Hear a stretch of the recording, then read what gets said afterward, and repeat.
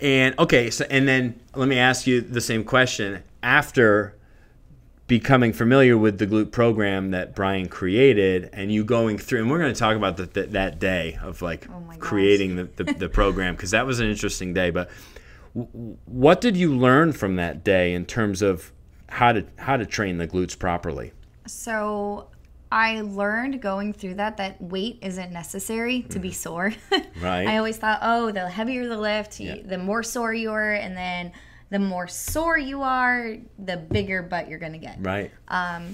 That day, I think what made me the most sore is when we were laying down on the blue mat, and I was going through all the exercises holding them. Yes. That was the worst. Yeah.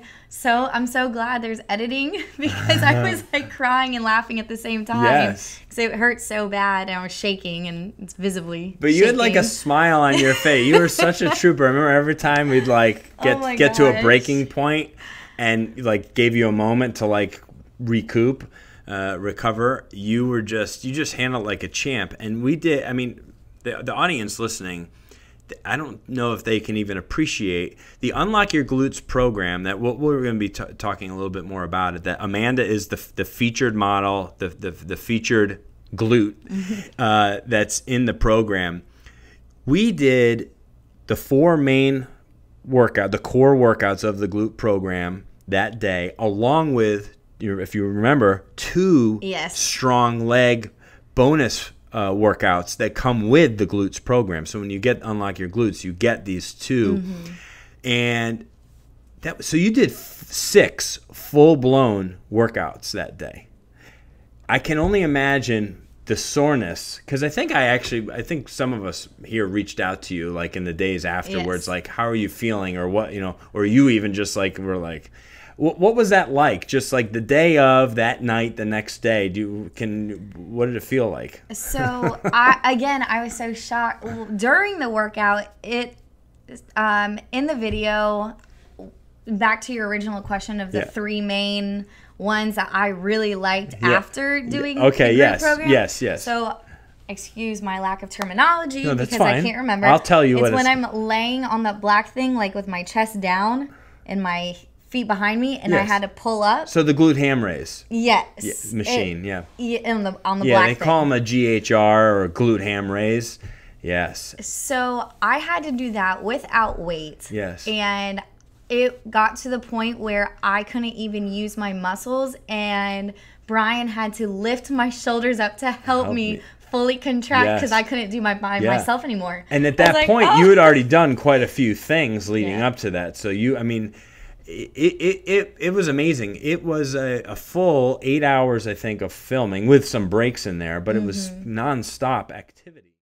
Your childhood and the things that you were doing athletically growing up, sprinting, pole vault, gymnastics, all that stuff is going to lead to a more developed rear end. But it depends too on like what activities you do grow up doing, because if people are doing more slow, like long distance running, not going to get a lot of glute development out of that. So one thing I do have to say about that, being into bodybuilding, doing bikini afterwards, I got second at every single one of my shows because I was overdeveloped in my legs, and it was not comparable to my upper half. So I have very, very, very strong legs, and after I always thought in my head, I'm like, well, I don't know what they want from me. I lift heavy all the time, this and that. Well, what I've learned after your program, or the Unlock Your Glutes, is that you can actually target certain muscles. So instead of doing the deadlifts before this program, working out my whole entire legs, I could have just been focusing on glutes, as to where all the other exercise I was doing before was mostly working out all of my legs. And now that I've went through the Unlock Your Glutes, now I focus on my butt muscle, but then I'll do plyos during competition season just to shape the rest of my legs. Sure, to give the legs some work, but not to over that. And that's exactly. I'm glad you brought that up. That's the trouble I think a lot of people experience, is when they're trying to do something to transform their rear end. They got a flat butt. They're trying to perk it up. They're trying to lift it up. They're trying to do something to make it look better, to give it more shape. So they're doing all these leg exercises, squats, lunges, deadlifts. Those are all great exercises. Love all those movements and all the variations. But the trouble is they're all leg builders. Yes. So while they are secondarily hitting glutes, they're really getting the quads so much. And so now you got these big, muscular, powerful legs, which is, I mean, to me, I love it. It's great. I love that anyway. Whether you're a guy or a girl, I like strong legs. But you're not getting the full potential, reaping the full potential of, why maybe you're doing those movements is more for your butt at that point, right? So that's what the glutes program is so cool, and even the name of it, Unlock Your Glutes.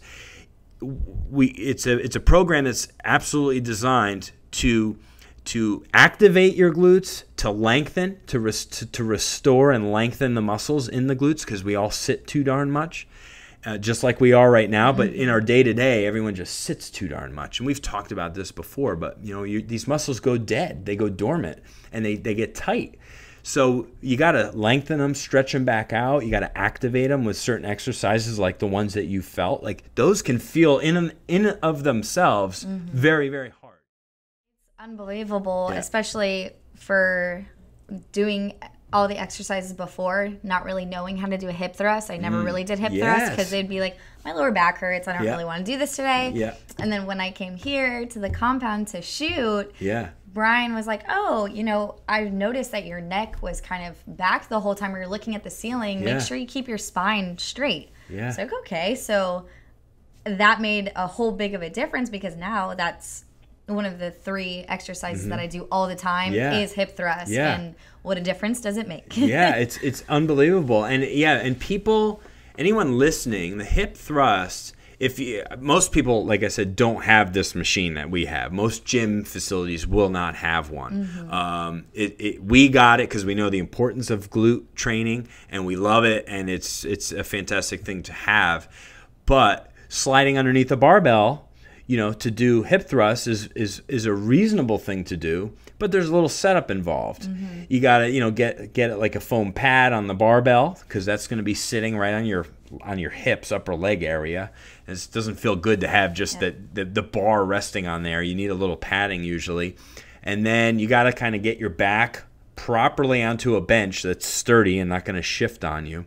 But then you got to tuck the chin, and you got to make sure but I think some people get nervous with hip thrusts that it's going to bother their back or bother their knees, but it really, all the pressure is off those. If you do it correctly. If you're doing it right. Yeah, if you do it correctly, it's strictly just your butt. You're really using your butt to push through the bar to the ceiling, that's the only area it hits. I mean, you might feel a little hamstrings, a little upper hamstring, but you're completely taking the quads out of the exercise, and is virtually no pressure or real tension on the knees at that point. It really isn't. It's all through the glutes, and that's what makes the hip thrust the number one movement for targeting glutes, and getting them to really transform and to get more powerful and to get more out of them, and how that transfers over to all your other lifts. Because when the glutes are truly the powerhouse of the body, and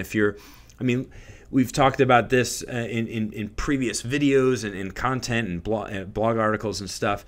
The difference between the sprinter and the marathoner, right? Physique-wise, right? Both are in tremendous shape, right? Both have really good cardio. Both, eat clean, take care of themselves, and are dedicated and all this thing. There's a lot of similarities there, but when it comes to the way they look, vastly different. The sprinter looks much more muscular, because they're firing these fast twitch muscles, very explosive, doing short distances at high rates of speed. No.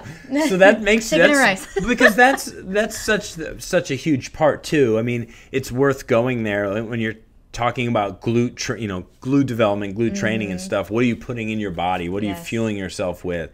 And if you're eating cleaner, you're more likely to see all the hard work better, right? Oh my gosh. Yeah, I mean, it's how the body, there's massive change that you can do to your body in a 3, 4, 5 month period, depending on how committed you are. You know, so it goes hand in hand with, yes, you got to do all the right exercises, but, you know, clean up the diet as well, and then just live a more active lifestyle, and, you know, get good sleep, and, you know, all that stuff. You know. All the stuff that goes with it. Try not to sit so darn much, you know, whatever. Hey, I got a stand-up desk too. I saw that recently. In your office. I mean, well, it was earlier. At this point, it was earlier this year. But I'll tell you, it's been a real pleasure to. I just don't sit anymore unless I'm reading or eating. Otherwise, I'm standing working at the desk, and I think it's actually I end up getting sore feet. Yeah. if anything, but it's been really cool. So it's been a real pleasure having you here, talking with us today, doing something a little different with you. So thank you for joining us today on the Strong by Design podcast. Hope you listeners enjoyed that. Thank you so much for watching the Critical Bench YouTube channel. Be sure to give this video a thumbs up. Leave us some comments or questions. Click subscribe for more videos from us. Check out this amazing 5-minute glute workout and another video from us right there. We'll see you in the next one.